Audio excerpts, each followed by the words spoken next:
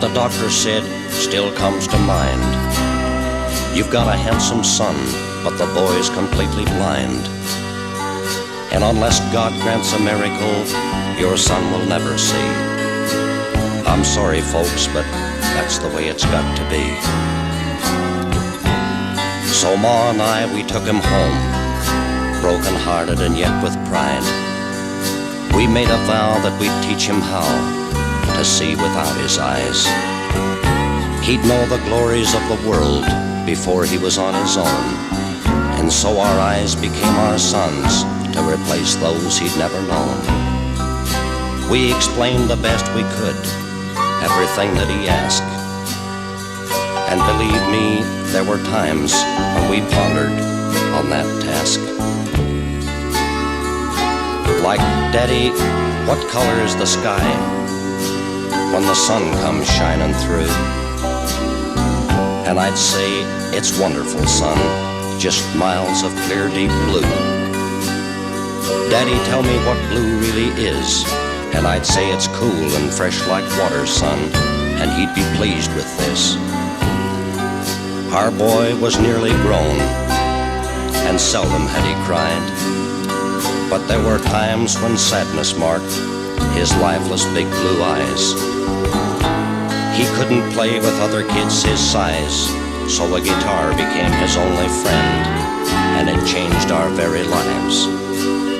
He earned a reputation with his country music shows, and it wasn't long before his name was wrote in solid gold. He sang songs by the thousands, both happy ones and sad, and I'll tell you, friends, that we were proud to be called his mom and dad. From Nashville to Toronto and anywhere you'd care to go, his records could be heard on any radio. But the thing he didn't have, and the thing he wanted most, I'd like to have my eyes, he said, so's I can see my folks. He had an operation, and everything seemed fine, and me and Ma were there when it came on wrapping time.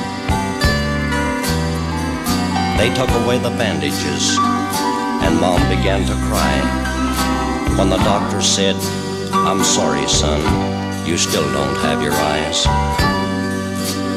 With broken hearts we took him home, and Ma was at the wheel. Our son was in the back when we topped that final hill. Our car was forced into a ditch when a truck came screaming by. They said it was a miracle that all three of us didn't die.